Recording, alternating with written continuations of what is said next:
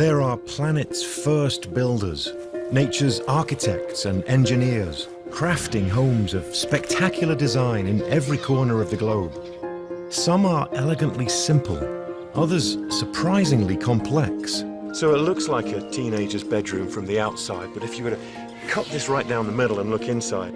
Whether they were made by beaks or paws, these homes have a universal purpose: to keep their owners safe from a dangerous world as they give birth and raise a family. That makes it a perfect bear home. It's secure, it's dry. And it turns out that the quest for real estate in the wild is all about the same three things we value most: location, location, location. A strategic location in space, at a precise location in time. These are the essential must-haves of just the right home.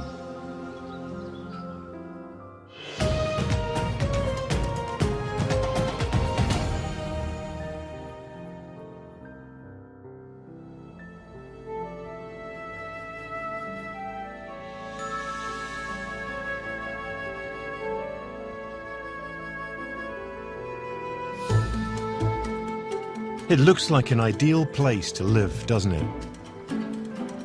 The valley of the Snake River, Jackson Hole, Wyoming. It features beautiful Rocky Mountain views, plenty of running water, and a good mix of trees and shrubbery. It's the perfect spot to build your dream house and to commune with nature. The surprising thing is, much of what you see here isn't exactly natural. It was shaped and crafted by a rodent, the beaver. This is where a family of beavers is making its home. The dad has been homesteading here for nearly a decade, and he and his mate have a couple of kits. Their ancestors have been working this area for thousands of years.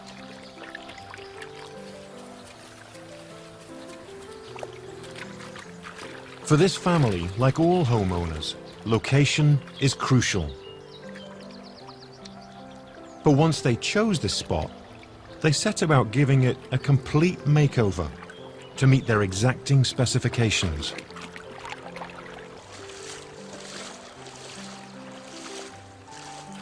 I'm Chris Morgan. I'm an ecologist, and I'm fascinated by how animals construct their homes and why they decide to live where they do. There he is. There's our inhabitant. Beavers are very choosy about where they build.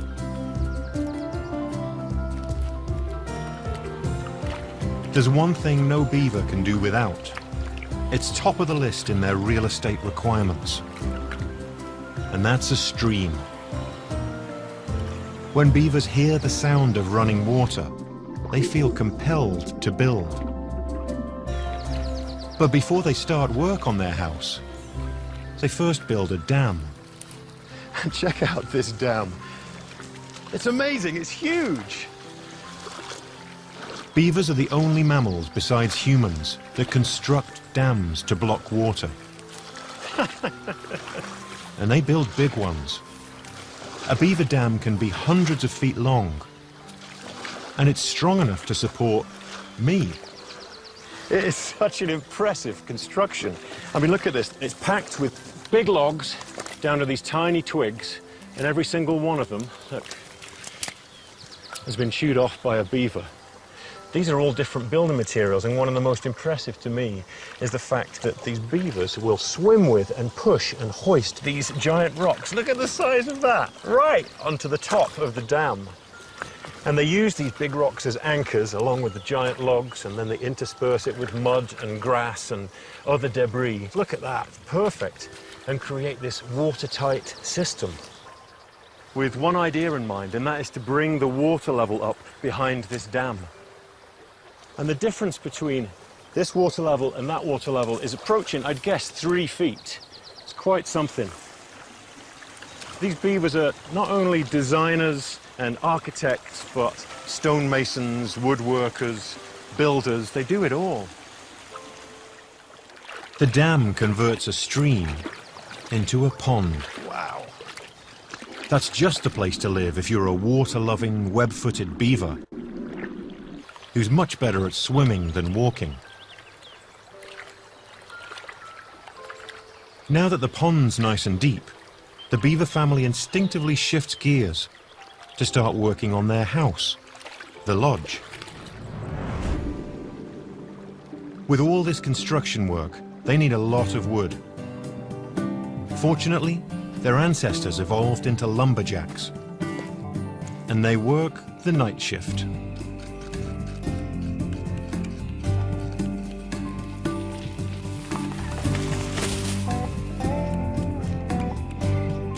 Since the tender inner bark of trees is a beaver's favorite food, they can harvest a crop while they gather lumber. Watch out!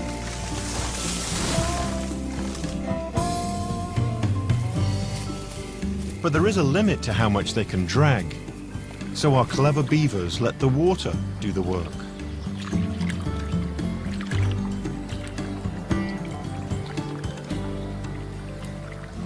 When you think about it, it's really not a stretch to call these guys hydro engineers. So they'll excavate these channels. Look at this. They've actually dug the mud out of this with their front paws. They'll float these big logs out back to where the dam is and where the lodge is, and it allows them as an aquatic mammal to swim up these channels and access the new trees. What an awesome system. By damming the stream so it floods its banks, and then digging a network of canals, the beavers have devised a way to swim right into the forest to reach more trees. It's a watery world. And through their efforts, they've also reshaped the entire neighborhood, transforming a woodland into a wetland.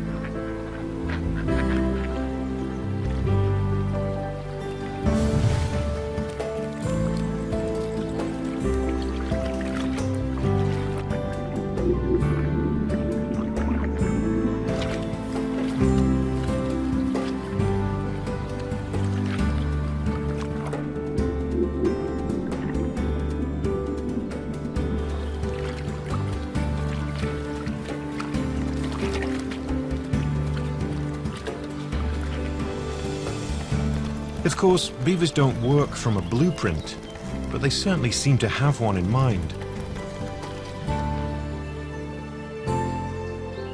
And since this pair has built dams and lodges before, their instincts are bolstered by experience.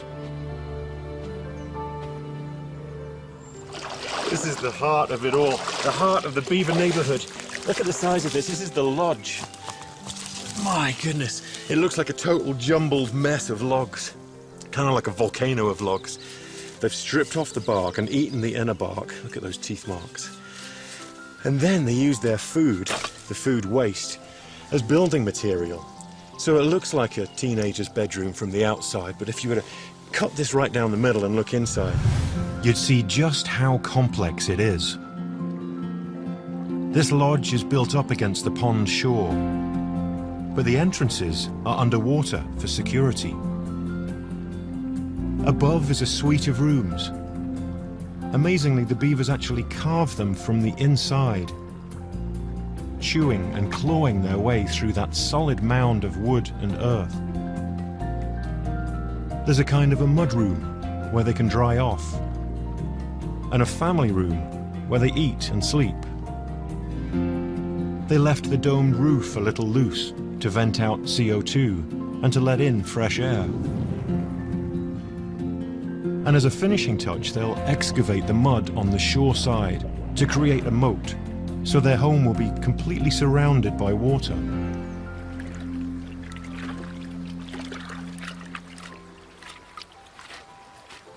Beaver lodges are all built along the same general lines, but each one is unique. A designer home that's perfectly matched to its surroundings. The goal is to have a house that's cozy and warm, safe and secure, where they can raise their young ones. In fact, the same things that motivate every house-building animal. But finding just the right location to build in, that's the challenge. Most animals can't do what beavers do. They can't alter their neighborhood to meet their needs.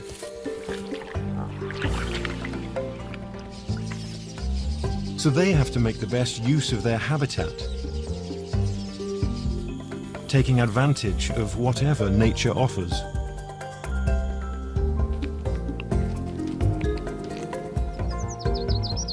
This red-faced warbler has found a convenient spot to raise her family. Right on the ground, tucked away under a fallen branch. The warbler's neighbor, a brown creeper, takes an entirely different approach. It climbs straight up a tree trunk to hide its nest inside the bark. And these house finches make their home among the spines of a cholla cactus. That's like putting up a barbed wire fence to keep out trespassers. Of course, the conditions where you live help determine where you put your home. A great desert skink escapes the searing heat of the Australian outback by digging a network of underground tunnels. Down here it can be nearly 40 degrees cooler than up on the surface. A gopher tortoise makes its home underground too, because the pine forest it lives in is prone to fire.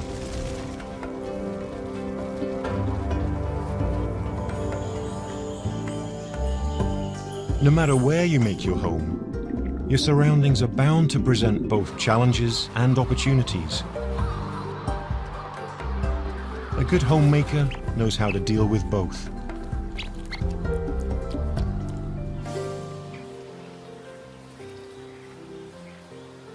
The salt marsh sparrow makes its nest, not surprisingly, in coastal salt marshes from Maine to Virginia.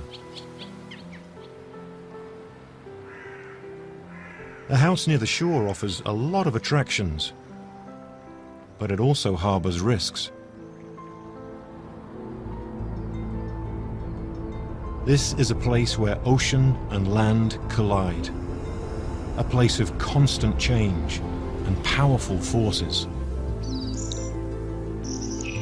As a home site, it has its drawbacks. You see, the female sparrow builds her nest on the ground, and the marsh floods with the tide.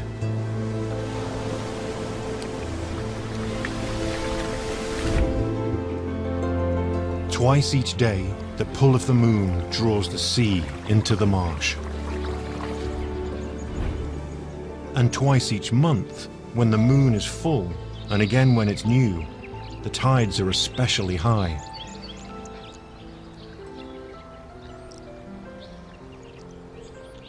Nesting here is certainly risky, but on the other hand, there's less competition for space and food, so this is where the sparrow has carved out a niche. She's in a race against time and the rising tide. The sparrow weaves her nest under the top layer of grass, so it's hidden from predators, but high enough so it should stay above water.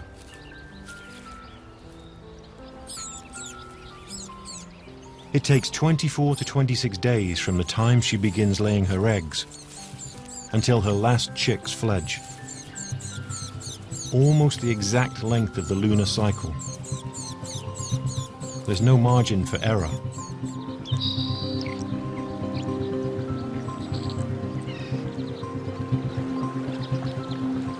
For most of the sparrow nests, flooding is inevitable.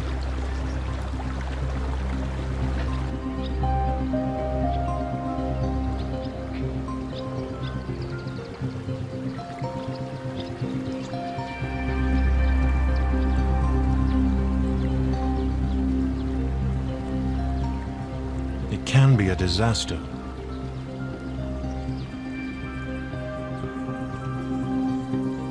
A female sparrow has no way to get her eggs back into the nest if they float away. That's why the nest is constructed with an overhanging dome, to make sure the eggs stay put. As long as they remain within the confines of the nest, they can bob around for an hour or two until the tide recedes. When Mum returns, she'll warm them up, and they'll continue to incubate.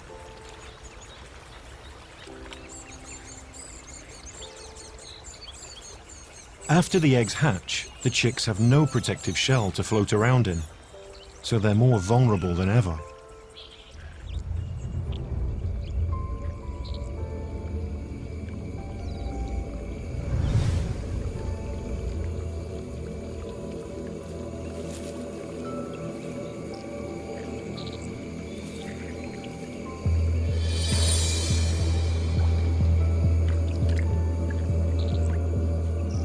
Young chicks can't swim.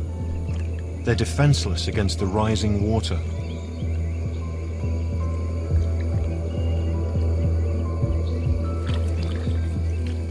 But once they're about 5 days old, they're strong enough to climb up above a flooded nest and wait out the tide.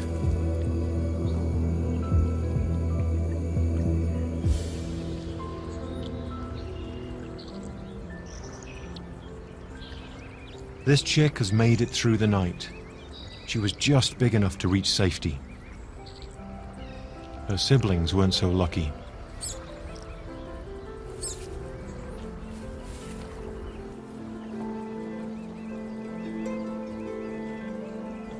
A few inches can make all the difference between a successful nest and a catastrophic failure.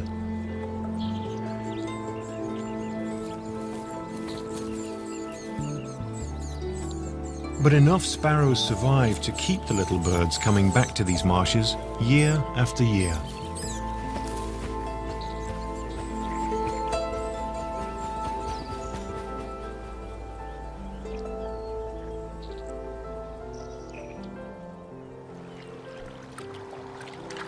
One creature that lives on the water but avoids the problems of a flooded nest is the hooded merganser.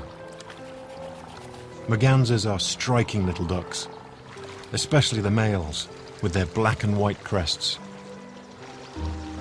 In the spring, they puff them up to attract a mate.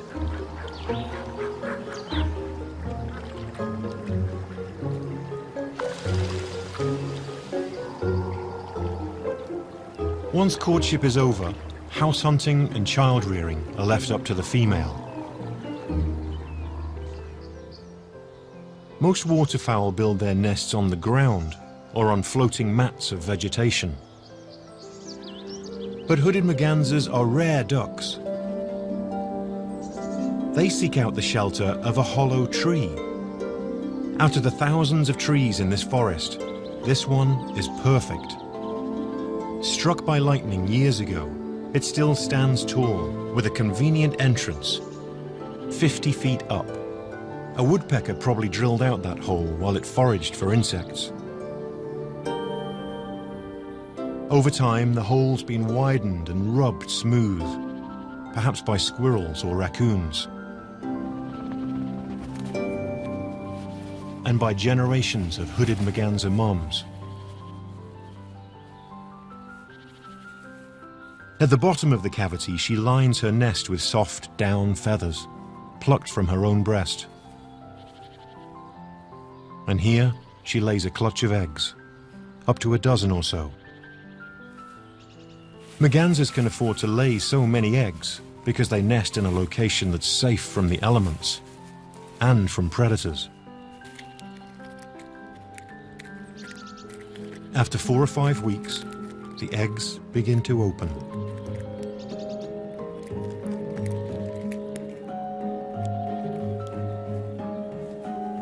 Once hatching is underway, the nest is a busy place and noisy. All that vocalizing promotes a family bond as the ducklings get used to the sound of their mother's voice. She won't stay in the nest for long though. Within hours of the last egg hatching, the ducklings are home alone.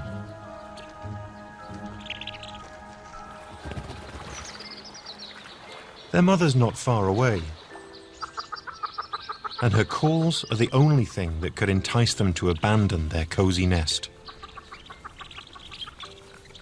Barely a day old, they can't fly up to the entrance, so instead, they climb.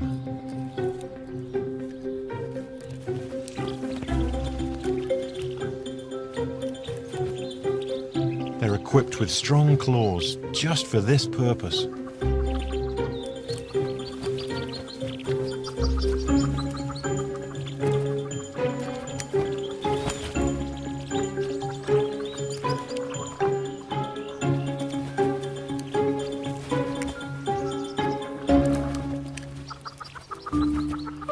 When they reach the opening, their first view of the outside world must come as quite a shock. It's a 5-story drop. But somewhere down below, their mom is urging them to leave the only home they know, so they can live the life they were born for. And that persuades them to do something that seems a little crazy.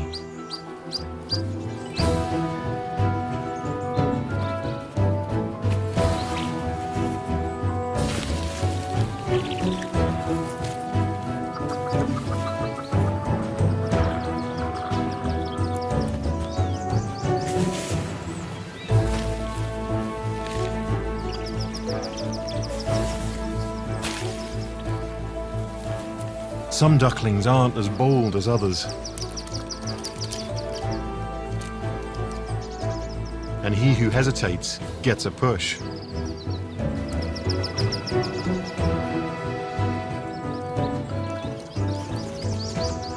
Finally, driven by instinct and joined to one another by an inseparable bond, they all take the plunge.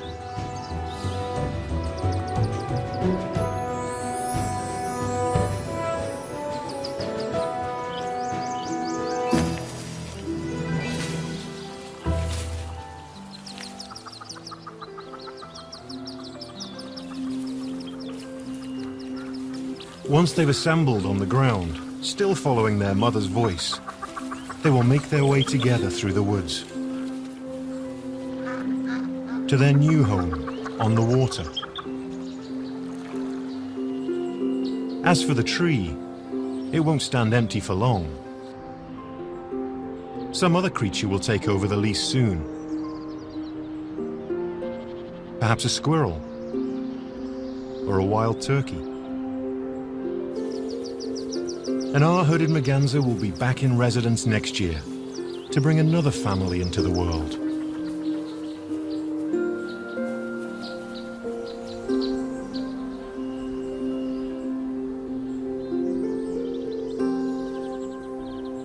Few animal homes could be simpler than the hooded mergansers.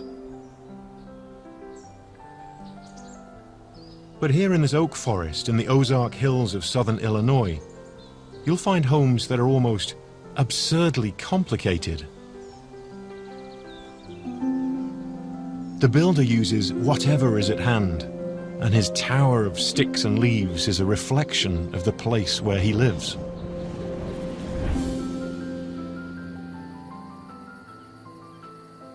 The architect behind this house is a little rodent with a good reason to build big. He's an eastern wood rat. He works nights, gathering building materials and fitting them into his grand edifice. It's a work in progress. As time goes on, it'll just keep getting bigger and bigger. Over the course of a lifetime, this wood rat's den will grow to an enormous size, with multiple chambers and plenty of storage space. So why does he need such a big house? Because the wood rat is an avid collector, which is why he's also known as a pack rat. He collects food, for instance, seeds and nuts, fruit and leaves.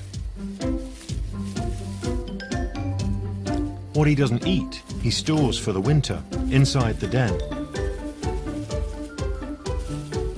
But wood rats are looking for more than just food. They have a natural inclination, bordering on obsession, to scavenge their tiny territory for anything they find interesting and cart it all home.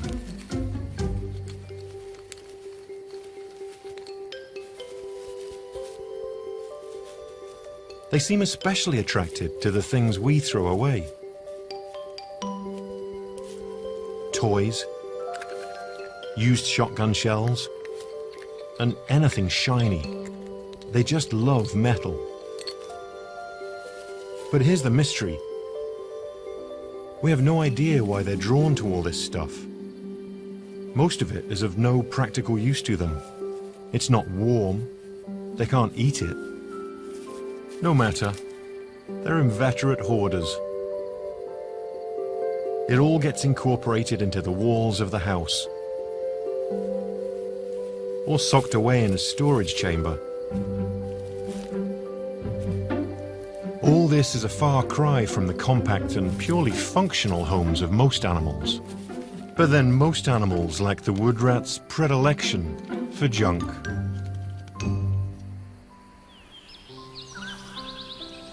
Sometimes living in the right location is really all about having the right kind of neighbors.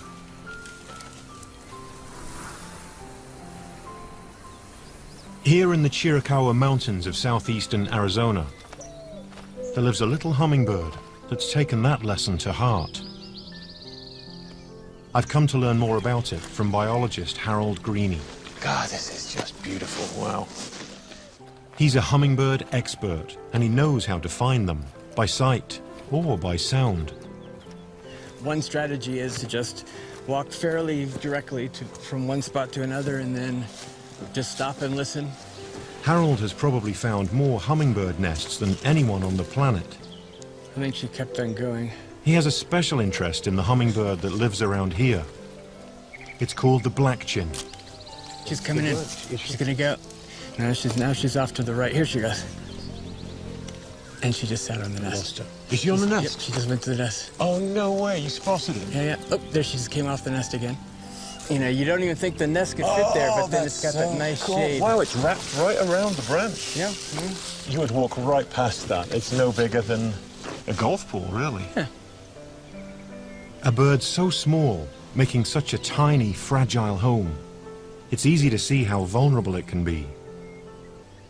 And in fact, the black-chin falls victim to an array of predators. Squirrels, snakes, and especially other birds. One of the worst offenders is the Mexican jay, which makes its own nest in these woods. Harold's good at spotting them, too. Do you see the nest right there in the fork of that oak? Oh, yes. She's on the nest right now. Yeah, very nice. I'm distracted because there's one there and there's one there, and they're both looking right down us. They know exactly what's going on. Yeah, we're kind of close to their nest here, and you know, they're coming to check us out, make sure we're not posing a threat. They're just like any other bird when you get down to it. Right, but they are the enemy of the hummingbird. They are, in this case, the enemy of the hummingbird. And it's not hard to understand why. The jays have their own young to feed, and a hummingbird nest is so convenient. Harold himself shot this rare view of a jay feasting on a black-chin's eggs.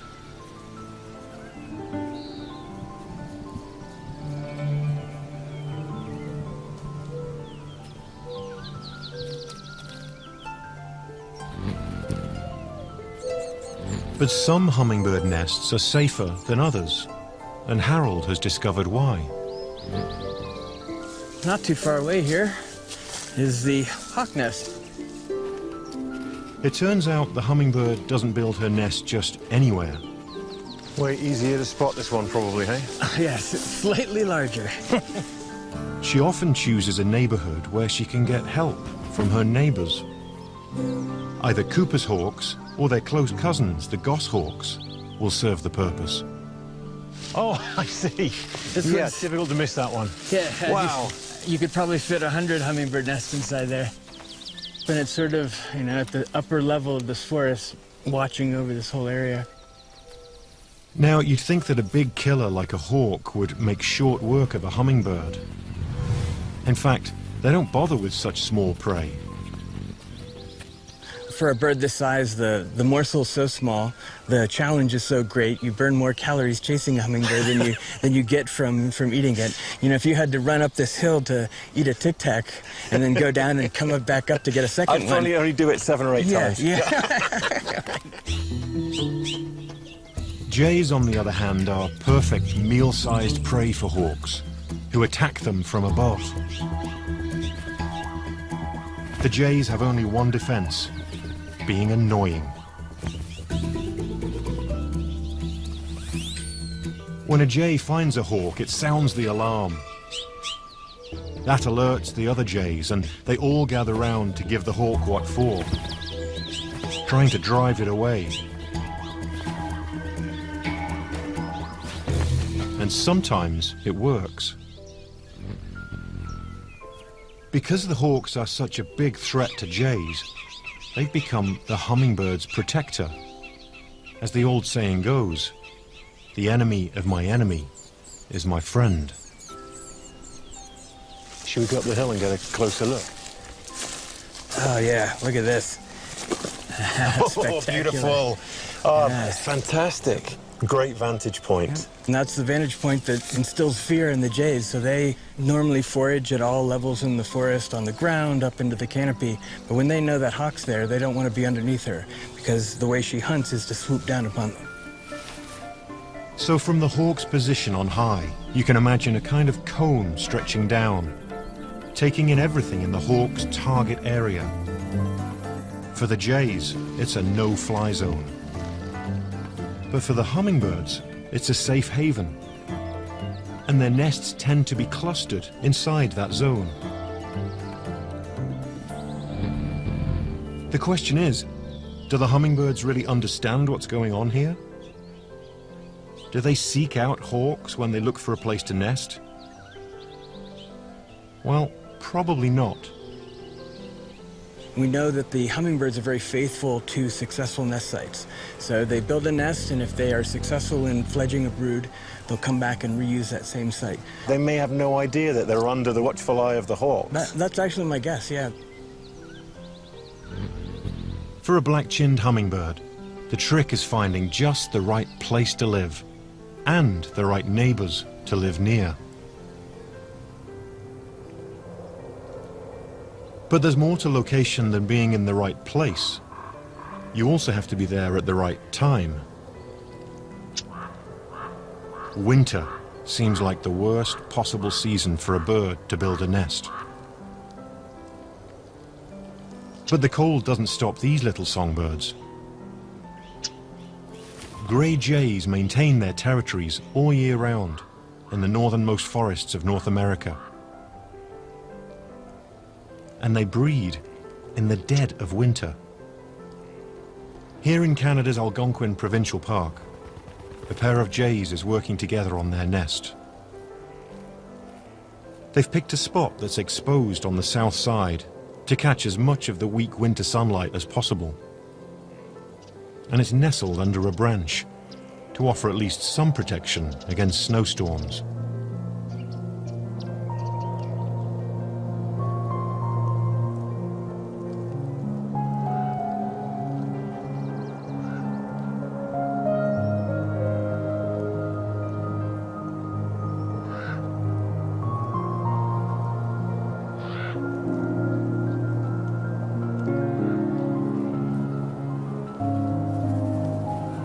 It's the female's job to incubate the eggs. She sits in the nest without a break for nearly 3 frigid weeks, doing her best to keep warm in sub-zero temperatures.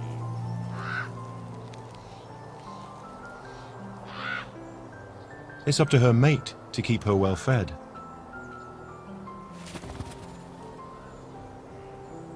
There's precious little to eat in this frozen landscape. unless you plan ahead.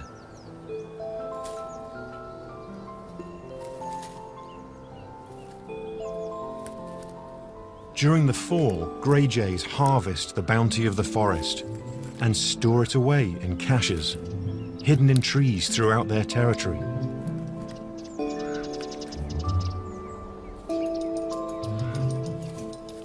Bugs and berries and bits of meat are tucked under flakes of bark.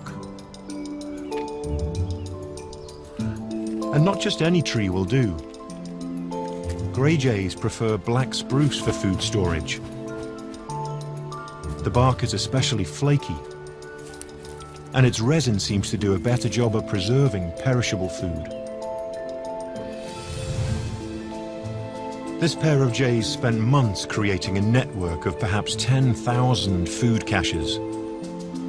That meant they had to collect and stash food hundreds of times every day, and create a mental map of their territory to record where they put their groceries.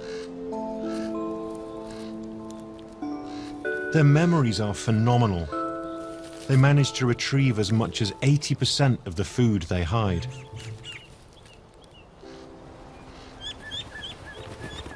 The eggs will hatch in a few weeks, before spring has even begun. That will give the chicks a head start on growing up and developing brain power.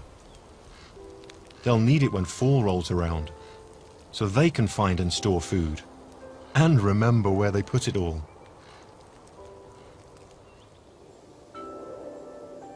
The Green Mountains of Vermont are home to the grey jay's much larger cousin, the common raven. In late winter, these granite cliffs echo with their rasping calls.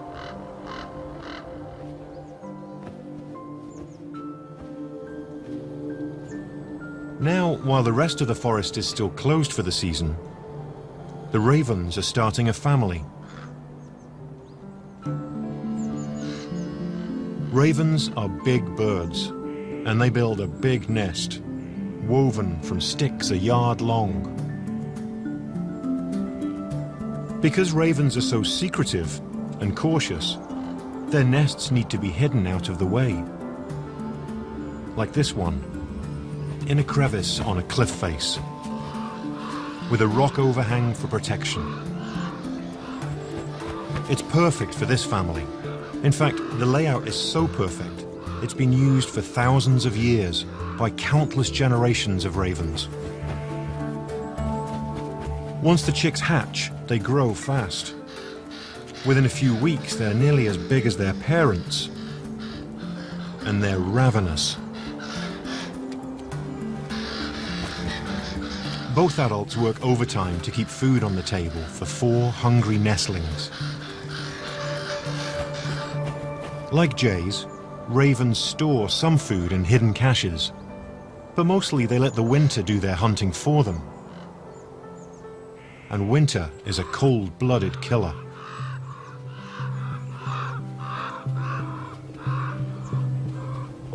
A dead deer can feed a lot of ravens. They're sociable birds, happy to share a big meal with other ravens, as well as a few neighbors. Their calls also alert less welcome diners.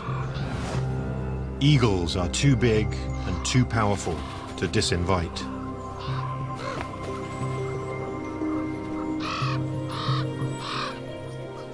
But ravens are patient.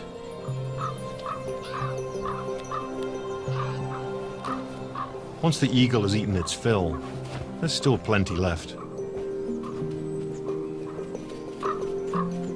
Some of the meat they'll eat on the spot. But for these working parents, the main priority is to bring food back to the nest. Their chicks are in a hurry to grow up. Before long, it'll be their turn to make their homes in these ancient granite cliffs.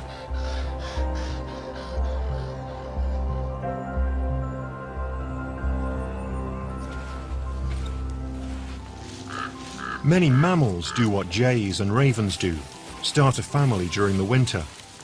But to succeed, They need the right home in the right place. I've been studying bears for more than 20 years. My own work is based in the Cascade Mountains of Washington State and up in Alaska. But black bears are making a comeback all over the eastern United States. So I've come to Maryland's Allegheny Mountains to learn more about how these bears make their homes and where. A bear's home is really a seasonal thing, a hideaway where it can hibernate during the long winter months. And for a female, it's much more than that. Oh, look at that. I love getting into the mind of a bear. I'm wondering what they're thinking. So imagine a female bear in November. She's looking for a place that she's going to spend the next 6 months. So she's thinking about it needs to be isolated and insulated and safe, and maybe somewhere that's near food and water. In the days just before she goes into a den, she'll be drinking gallons of water just to help her process the fat so that she can survive the winter. So she's got an awful lot on her mind as she's trying to select the best home.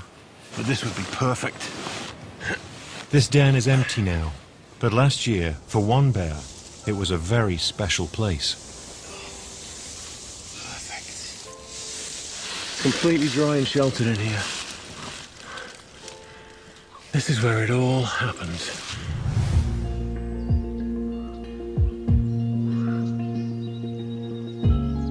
She comes into this den alone, and she stops eating, she stops drinking. Her heartbeats drop to about 8 per minute, her respiration, breathing down to about 8 per minute, and she's alone.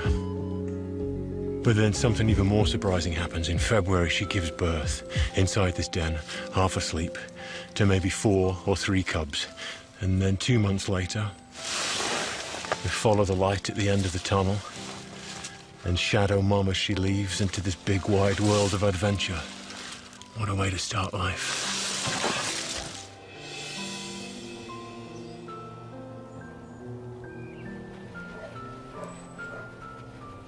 Black bears here in Maryland are reproducing at a rapid rate. In some areas, their population has doubled in the past decade. That means they often make their homes near where people live. So the state has an interest in keeping a close eye on the bears and locating their dens.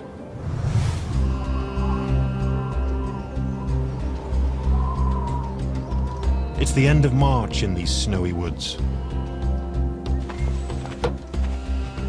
I've met up with Harry Spiker and his team from the Maryland Department of Natural Resources. There you go.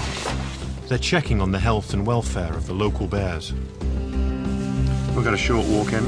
About a half mile. We're planning our approach to another den, one where the residents are still at home. She's right up there, up pretty high on the rocks.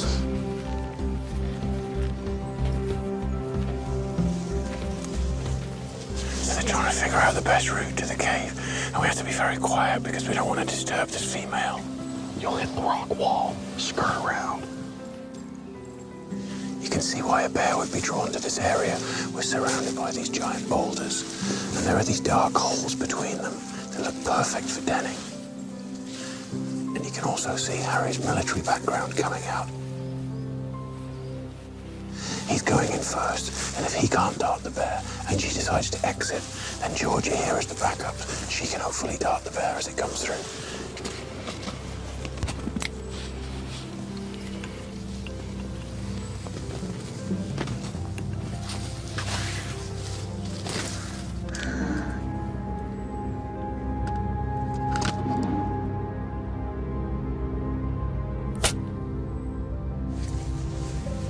With the bear safely tranquilized, I can take a look inside her den. Oh, it's a very tight space. Perfect home. Nice and secure. Oh, wow. Oh, there's 4 cubs. She has 4. Look at that. There's 4 of them, 4 cubs in here. And a big female. She looks huge, actually, just squashed in here. A tiny little space, a really narrow little section of the cave, but it makes it a perfect bear home because it's secure, it's dry. She's pulled in all these leaves. Look at all these rhododendron leaves that she snipped from outside and pulled in here to make a bed. A perfect place. So a really healthy female, and with 4 cubs, that's a really good sign. Okay, we're just pulling out the cubs so that we can weigh them and measure them. It's okay, little guy. Okay, I've got 2 here. Coming out over my shoulder. Another one there? Yep, it's coming. There you go, little guy. 7 on the dot. 7 pounds. Outside the den, their mum doesn't look so big. She's only about 100 pounds, but she's a beauty. She looks in really good shape. She is in great shape. Her teeth look great. Quite a young bear. Yeah, by the looks yeah. of it. Incredible to see this thick mat of wool under there. Oh, absolutely. That's what it's all about. She'd be lost without it. You feeling good about her and the cubs and the Real shelter good. in it? Yeah. Very good. While the team does a full workup on the female, Look at that. I get a chance to enjoy a moment I've always dreamed of.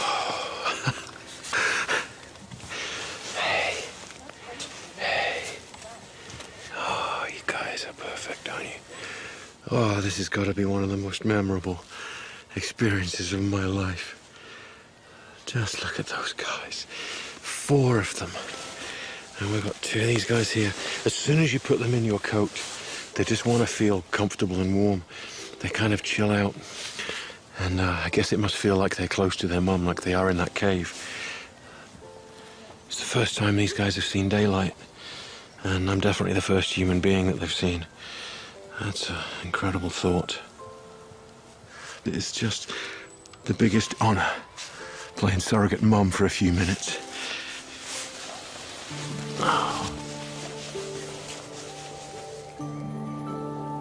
They're lucky little bears, with a healthy mum and a comfy den in just the right location.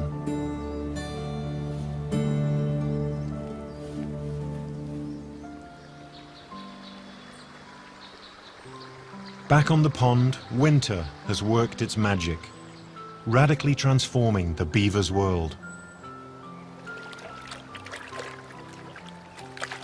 Their pond is nearly frozen over, and the lodge is camouflaged under a mantle of white.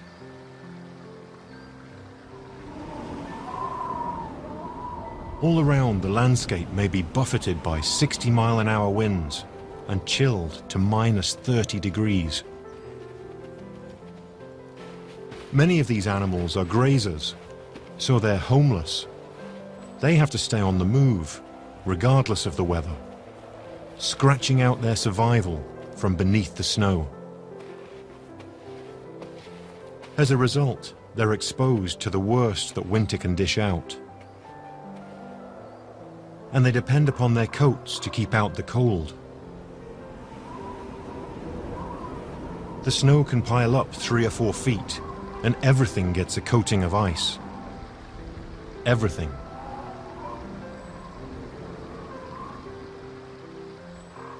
For the beavers, life couldn't be more different. With the mud in the lodge walls frozen hard as concrete, their home is impervious to wind and snow. The ice on their pond may be a foot thick, but thanks to the beavers' efforts, the water is deep enough that it won't freeze all the way to the bottom. So there's plenty of room to swim.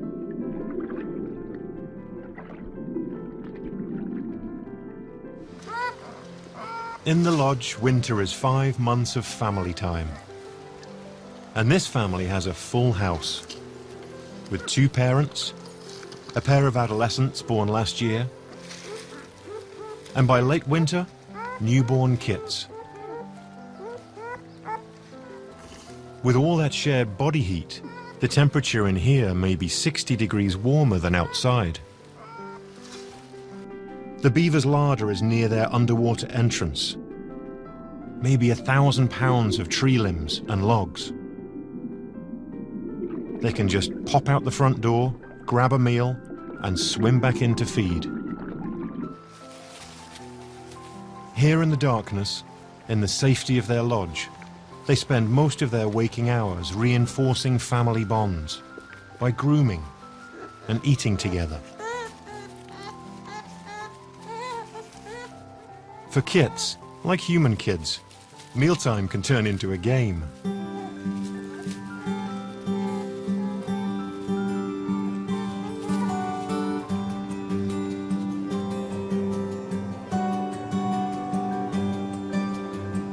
Much of a winter's day is passed just sleeping.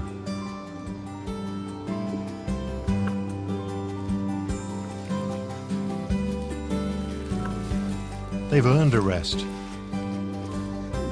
After all, they worked hard last summer, engineering a new habitat and winterizing their lodge.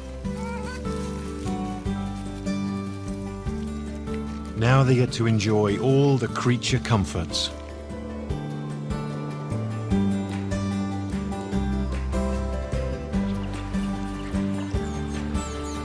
The beavers have created what every animal looks for in a home.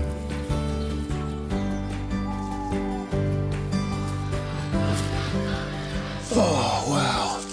It's a safe haven, a place that's warm and secure, a place where they can give their young ones the very best start in life.